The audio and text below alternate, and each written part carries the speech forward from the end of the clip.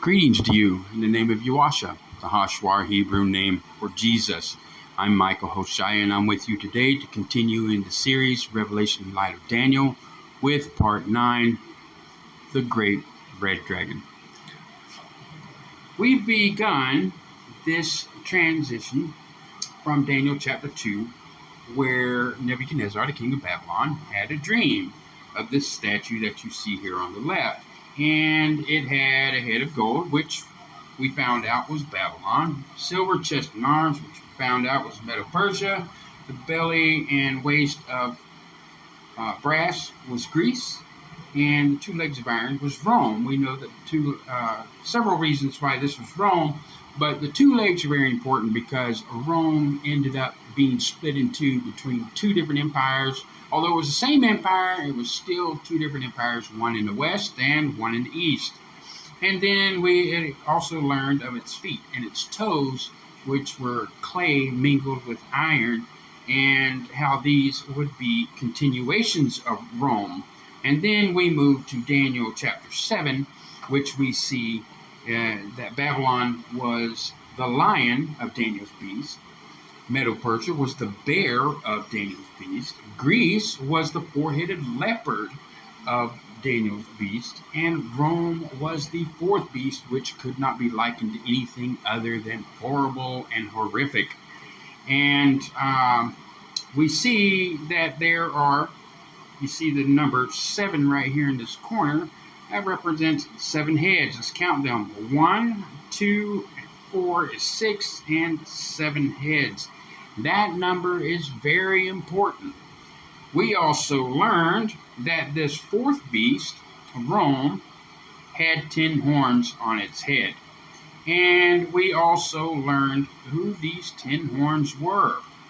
So with that being the case, we need to really go back and look at our notes, because it's very important that we remember the number of heads and these horns, because things are about to get a whole lot chaotic in the mathematics and transition between Daniel to Revelation, and how these 7 heads and horns translate into the book of Revelation.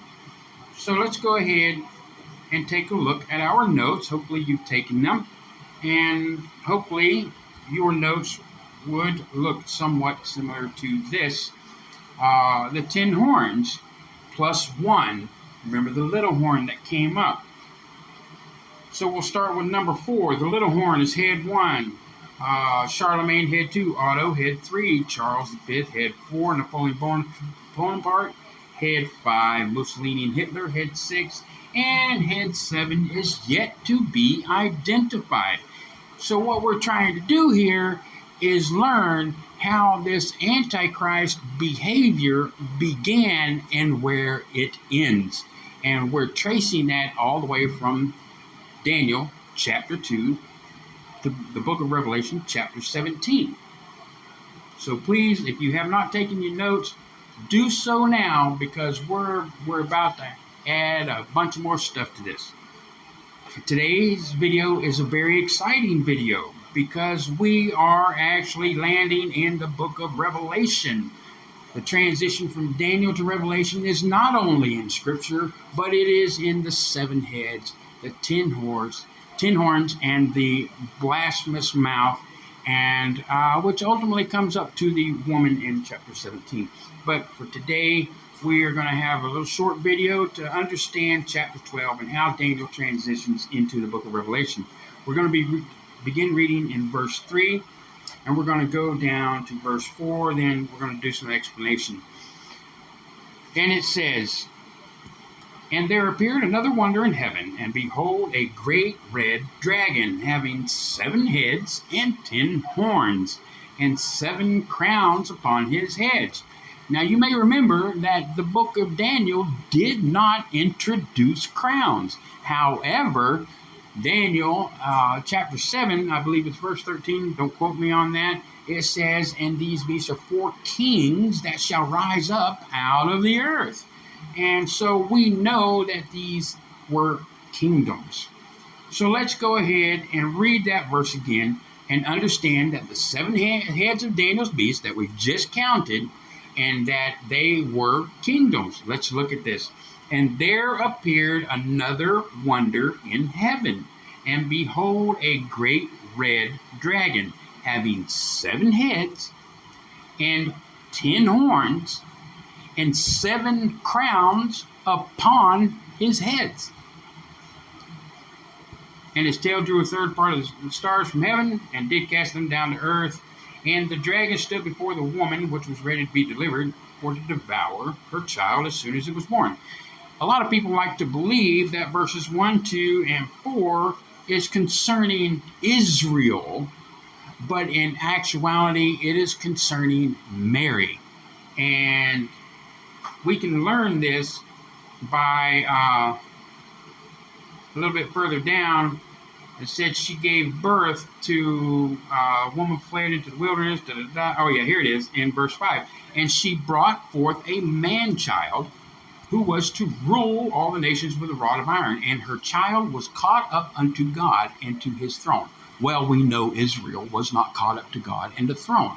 We know that the Messiah, Yahusha, sits at the right hand of majesty, which is the throne on the right hand of God, the Father. And he, when he returns for that 1,000 years, he's going to rule with a rod of iron. We know this. And this is what proves that this is talking about the Messiah, Yahusha. But for today, we're talking about the dragon, the great red dragon. Now, some people like to interpret Revelation chapter 12 as kind of like an intermission period, but this is far from it.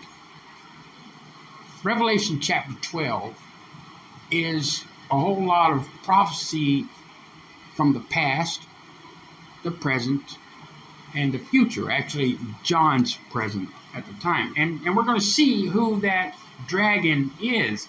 Let's go down. We're going to begin in verse 7. And there was war in heaven. Michael and his angels fought against the dragon. And the dragon fought and his angels, and prevailed not. Neither was their place found any more in heaven. And the great dragon was cast out. Here's who it is, that old serpent. You may remember that it was the serpent that tempted Eve into taking the fruit. But it's not that the devil was the serpent as much as he was controlling the serpent. So here it is that the devil is related, the dragon is related to the serpent, called the devil and Satan, which deceiveth the whole world. He was cast out into the earth, and his angels were cast out with him. These angels that were cast out with him are the very rebellious angels that Peter and I believe Paul, or maybe it was Jude, maybe James, I'm not sure which one. They talk about the angels who gave up their rightful place, and they are being held in chains of darkness. So at any rate, this is what we find out, that the great red dragon is Satan. And we also learned that it had 7 heads, and upon its 7 heads, it had 7 crowns. So let's take a look here. Remember the number 7. Off the heads, right there. 1, 2, plus 4.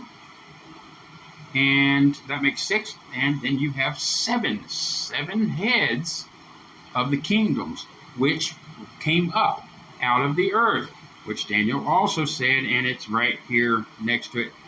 These great beasts, which are 4 in number, are 4 kings who will arise from earth. Yes, I was wrong. It was Daniel 7:17, not 7:13. So, with that being the case, let's take a look at this great red dragon. Here he is. So, it said that it had 7 heads. Is this to say that Satan has 7 heads? Of course not. What it is saying is that the devil, that is the great red dragon, the devil is pulling the strings of this dragon, and it has 7 heads and 7 crowns upon those heads. 1, 2, 3, 4, 5, 6, and 7.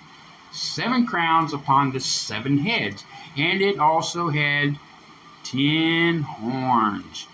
But notice the crowns were not on these horns.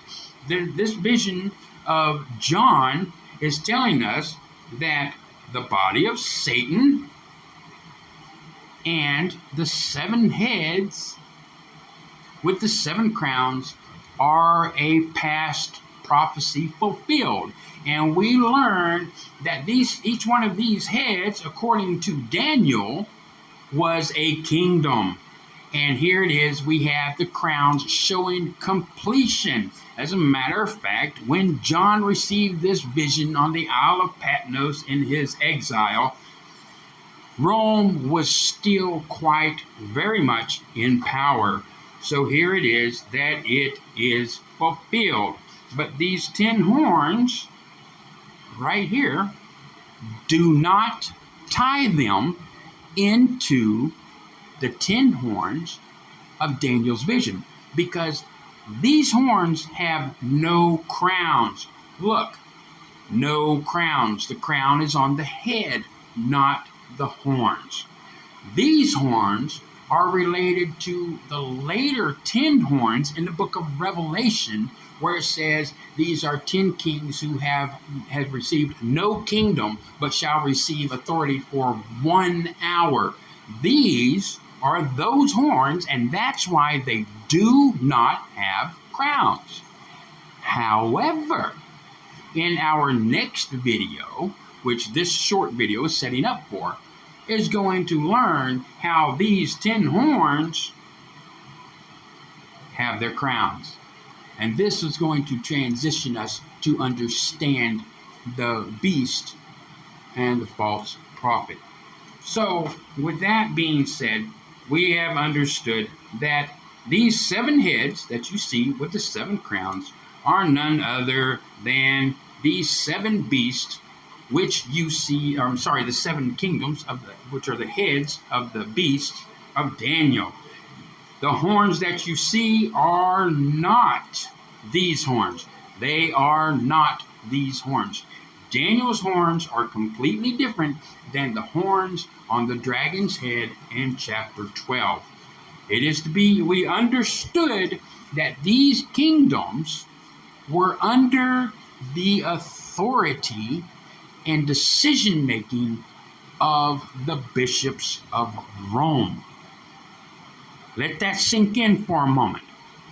We learned that it was the bishops of Rome who got rid of the Vandals, the Heruli, and the Ostrogoths, which are the very 10 horns, the very 3 horns that this horn came up among and plucked out. Notice and see, there are only 1, 2, 3, 4, 5, 6, 7, and pay attention to this one right here. He's the 8th, but he came up before. Remember that. Here it is. He is the 8th and among the 7. Remember that. Write that down on your notes. This is going to be the point that rings the bell for understanding. So here it is that these 7 kingdoms are the 7 heads of Daniel's beasts also produce the 7 kingdoms, which are the heads of Revelation chapter 12, great red dragon, whom is Satan. So Satan is pulling the reins, making the decisions, making these kingdoms do what he wanted them to do. Keep that in mind. Mark it on your notes. The great red dragon's body equals Satan. Satan controls the 7 kingdoms. Write that on your notes. It is also very, very, very important because it helps identify that woman who's riding that beast in chapter 17. We're getting close to the end, my brothers and sisters. Make sure your notes are complete. Go back and write them down. Now, you have, we'll recap real quick. The 7 heads with the 7 crowns of the great red dragon in chapter 12 of Revelation are the very same heads, the kingdoms that is found in Daniel's beast. You will also find that the beast had 10 horns. However, one came up and it only left 7 horns, plus the little horn that got rid of the first 3. These are all related, but the horns on the head of the great red dragon here have no crowns. These are speaking of future prophecy, even to our future today. So just for a quick recap, the 7 heads with 7 crowns are the 7 heads. Completed, fulfilled. At the time of the writing of Revelation, John was on the Isle of Patmos, which was still under Roman rule. And then the 7 kingdoms which came out of Rome, here it is there. Remember, the note should say, the little horn that came up to pluck the first 3, your note should say, he is the 8th and among the 7. Remember that. Write it down in your notes. I hope you're able to understand this. If you have any questions, please do not hesitate. Contact me on Facebook or here on YouTube with those questions in the comments. I will gladly answer any of them that you have. I thank you for joining me today, and I look forward to seeing you when we talk about Revelation chapter 13. Until then, have a good day.